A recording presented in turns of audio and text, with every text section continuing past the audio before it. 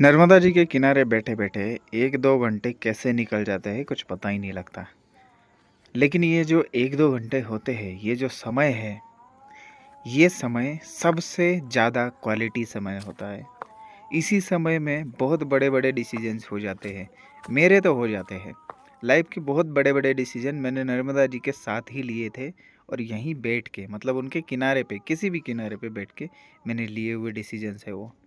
और वो इतना विचार मंथन करके मैंने डिसीजन लिए थे कि वो हमेशा ही सक्सेसफुल रहे। वो नर्मदा जी की कृपा मानो, चाहे डिसीजन सही लिए उनके वजह से, ये मानो।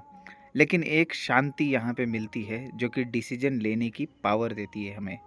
वो पावर अगर चाहिए तो आपको नर्मदा जी के किनारे बैठना पड़ेगा। ज़रूरी नहीं कि सब आश्रम ठीक ही हो, आश्रम ही हो, ऐसा कुछ ज़रूरी नहीं है। सब लोगों को लगता है कि आश्रम बहुत बढ़िया होना चाहिए तभी सब कुछ होगा, ऐसा कुछ नहीं है। अगर आप सही में दिक्कत में हैं लाइफ में, मानसिक तौर से या फिर और किसी भी तौर से, तो आप नर्मदा जी के किनारे, नर्मदा जी के साथ समय बिताने की कोशिश करिए।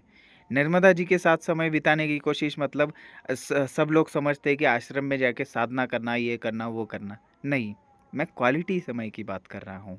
साधना करते वक्त एक अलग फेस में होता है अपना माइंड, लेकिन अपना माइंड लगाना है नर्मदा जी के ऊपर और अपने विचारों को ऊपर।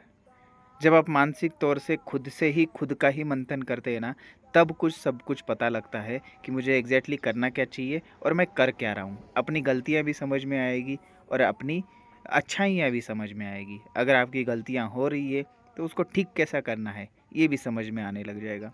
इस बात को थोड़ा ध्यान दीजिए और सही भक्ति की ओर बढ़िए। अंधविश्वास की तरफ मत बढ़िए, इतना मेरा कहना है। क्योंकि मैं आपसे छोटा हूँ, लेकिन ये जो सारी चीज़ें देख चुका हूँ, सब अनुभव से बोल रहा हूँ। मैं कुछ भी ऐसा नहीं बोलता कि सब ढकोसलेबाजी और पाखंड, ऐसा नहीं बोल रहा हूँ मैं। सब अपने अनुभव से बोल रहा हूँ, मैंने खुद अनुभव किया है, इस वजह से बोल रहा हूँ। और इसमें कोई भी चमत्कार जैसी कोई चीज़ नहीं है। बहुत सारी चीज़ें वैज्ञानिक है और बहुत सारी चीज़ें एक तत्व से जोड़ने वाली है, माँ नर्मदा जी का तत्व। ठीक है। नेचर के साथ जुड़ने की कला है ये सारी।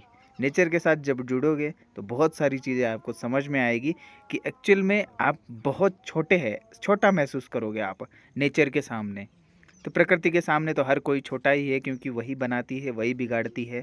इस वजह से हमें जितना छोटा हो के नेचर में जाएंगे, उतना ही बहुत कुछ सिखाएगी। वो माँ है तो माँ की तरह ही वो ट्रीट करेगी। वो बोलेगी मेरे बच्चे को अब मुझे ये सिखाना पड़ेगा। ठीक है। नर्मदे हर।